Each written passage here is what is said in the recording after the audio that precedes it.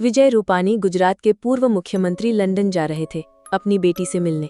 खुशबू राजपुरोहित, जिनकी इसी साल जनवरी में मनफूल सिंह से शादी हुई थी, जो लंदन में पढ़ रहे थे। शादी के बाद पहली बार खुशबू अपनी पति से मिलने लंदन जा रही थी। डॉक्टर कोमी व्यास, उदयपुर की एक मशहूर डॉक्टर, अपनी फैमिली के साथ हमेशा के लिए लंदन शिफ्ट हो रही थी। इन तीनों नामों ने 242 लोगों के साथ एयर इंडिया की फ्लाइट नंबर AI71 बोर्ड करी थी। कई लोगों ने फ्लाइट बोर्ड करने के बाद अपने घर वालों को मैसेज किया होगा, कुछ ने सेल्फी भी भेजी होगी और कई लोगों ने ये कहा होगा कि अब लंदन जाकर जब लैंड करेंगे तब मैसेज करेंगे।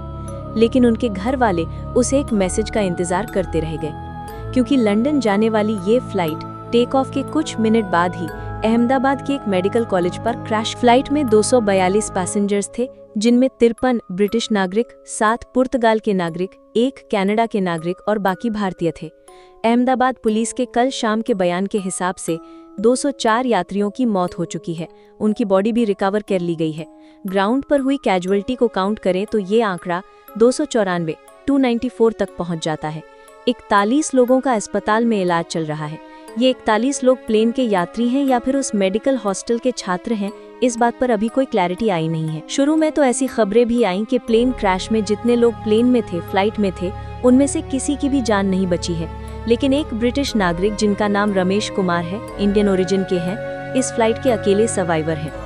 रमेश को 11A सीट असाइन करी गई थी, जो कि इमरजेंसी एग्जिट के करीब थी। सोर्सेज के हिसाब से जब प्लेन क्रैश हुआ और धीमा होने लगा तो उन्होंने इमरजेंसी एग्जिट खोलकर जंप किया, जिसकी वजह से उनकी जान बच गई। लेकिन आखिर ये हादसा हुआ कैसे, जिम्मेदारी किसकी है, कौन लेगा? आज की वीडियो में इसी पर बात करेंगे। एयर इंडिया की फ्लाइट नंबर 171, जिसका एयरक्राफ्ट बोइंग 787, जिसको ड्रीम लाइनर भी कहा जाता है, उसने लंदन के लिए अहमदाबाद के सरदार वल्लभ भाई अंतर्राष्ट्रीय हवाई अड्डे से उड़ान भरी थी। फ्लाइट रडार 24 एक वेबसाइट है दोस्तों, जो दुनिया भर की फ्लाइट्स को ट्रैक करती है। उसके हिसाब से प्लेन के सिग्नल टेक ऑफ के कुछ ही सेकंड बाद ही मिलने बंद हो गए थे। जमीन से 625 फीट की ऊंचाई तक उड़ान भरने के बाद अचानक से प्लेन नीचे आने लगा, जिसको एविएशन की भाषा में डिसेंड या सिंक होना कहते हैं। और दोपहर 1:38 पर अहमदाबाद के एक रिहायशी इलाके मेघानी नगर में एक ऐसी बिल्डिंग पर ये प्लेन क्रैश कर गया जहां पर लोकल डॉक्टर्स रहते थे। रिपोर्ट्स के हिसाब से प्लेन इस बिल्डिंग के मेस वाले हिस्से पर गिरा, जहां उस वक्त कई डॉक्टर्स लंच कर रहे थे। खबरों के मुताबिक फ्लाइट टेक ऑफ होने के तुरंत बाद पायलट ने एयर ट्रैफिक कंट्रोल में एक मेडे कॉल करी थी। मेडे कॉल एविएशन में एक डिस्ट्रेस सिग्नल कॉल होती है, और जब कोई हवाई जहाज ट्रैफिक कंट्रोल को मेडे कॉल करता है तो इसका मतलब होता है कि कुछ बहुत बड़ा लाइफ थ्रेटनिंग खतरा है। 1920 में शुरू हुई ये प्रैक्टिस आज एक ग्लोबल प्रोटोकॉल है, जिसका इस्तेमाल कल एयर इंडिया के पायलट ने प्लेन टेक ऑफ होने के कुछ ही सेकंड बाद किया। लेकिन जब एयर ट्रैफिक कंट्रोल ने उस कॉल का जवाब दिया तो बदले में एयरक्राफ्ट से कोई भी जवाब नहीं आया, और थोड़ी देर बाद आग और धुएं का गुबार अहमदाबाद के आसमान में छा गया। एविएशन एक्सपर्ट्स का कहना है कि फ्लाइट का डेटा रिकॉर्डर,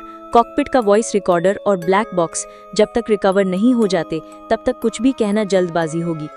विजुअल्स के हिसाब से प्लेन सिंक हुआ और मिड एयर तो कोई भी एक्सप्लोजन नहीं हुआ है।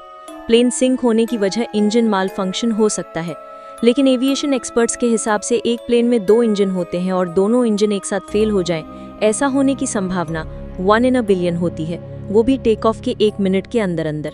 कॉकपिट से मेडे कॉल भी करी गई है, जिसमें कैप्टन सुमित अग्रवाल, जो कि इस फ्लाइट के लीड पायलट थे, उन्होंने एयर ट्रैफिक कंट्रोल को कहा, mayday, no thrust, losing power, unable to lift, जिसका मतलब है कॉकपिट में बैठे पायलट्स को अंदाजा हो गया था कि प्लेन में कुछ ऐसा है जो ठीक नहीं है, जिसकी वजह से प्लेन उड़ नहीं पा रहा। 600 फीट तक पहुंच जाने के बावजूद लैंडिंग गियर वापस प्लेन में क्यों नहीं गए थे, इस पर भी सवाल उठ रहे हैं। एक्सपर्ट्स कह रहे हैं कि क्योंकि लैंडिंग गियर वापस नहीं गए, ये एक और संकेत है इस बात का कि इंजन फेलियर हो गया था और वापस से लैंड करने की कोशिश हुई होगी। प्रॉब्लम एक है या प्रॉब्लम बहुत सारी, इस पर जांच के बाद ही कुछ कहा जाएगा या कुछ साफ हो पाएगा। सवाल बोइंग के ड्रीम लाइनर एयरक्राफ्ट पर भी उठ रहे हैं, जो कि कंपनी ने 8 जुलाई 2007 को लॉन्च किया था, जिसने 15 दिसंबर 2009 में अपनी पहली फ्लाइट ली थी। प्लेन की टिपिकल सीटिंग कैपेसिटी 242 पैसेंजर्स की होती है, यानी कल ये फ्लाइट पूरी भरी हुई थी। हालांकि मैक्सिमम कैपेसिटी 298 तक भी हो सकती है। एयर इंडिया ने पहली बार ड्रीम लाइनर की डिलीवरी सितंबर 2012 में ली थी। इसे लंबी दूरी के लिए इस्तेमाल किया जाता था, जैसे दिल्ली से लंदन, मेलबर्न और पर्थ। बोइंग के इससे पहले कई एयरक्राफ्ट क्रैश हो चुके हैं, लेकिन इनमें से ज्यादातर बोइंग के 737 एयरक्राफ्ट थे। दोस्तों, ये क्रैश इंडियन एविएशन में आज तक का सबसे बड़ा हादसा माना जा रहा है, और इससे पहले भी आपने सुना होगा कि कई ऐसे क्रैश हुए, लेकिन पूरा एयरक्राफ्ट क्रैश हो जाना भारतीय एविएशन इतिहास का सबसे बड़ा एक्सीडेंट है। बड़े दुख की बात यह भी है कि ये प्लेन एक बड़ी भारी आबादी वाले इलाके में क्रैश हुआ और जिस बिल्डिंग पर यह क्रैश हुआ उनमें कई सारे रेजिडेंट और जूनियर डॉक्टर्स थे।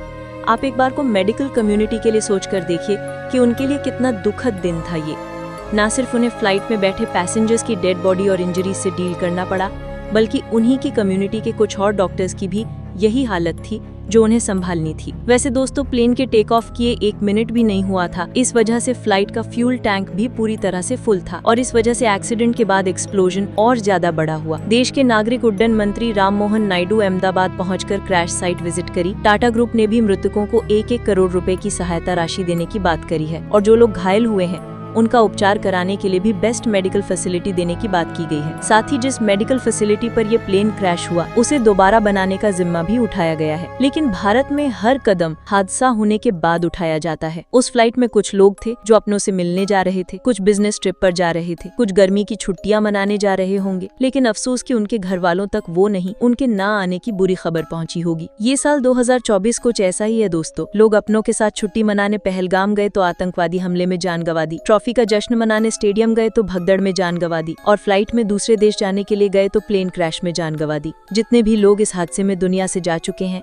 भगवान उन सब की आत्मा को शांति दे और उनके परिवार वालों को इस त्रासदी से जूझने की शक्ति दे। दोस्तों, लाखों लोग रोज फ्लाइट से यात्रा करते हैं। फ्लाइट यात्रा डेटा के हिसाब से सबसे सेफ है, लेकिन शायद जो लोग कल के बाद से फ्लाइट में बैठेंगे इस डेटा पर भरोसा नहीं कर पाएंगे। बाकी भगवान से और एक बार प्रार्थना करते हैं कि उन परिवार वालों को शक्ति दे।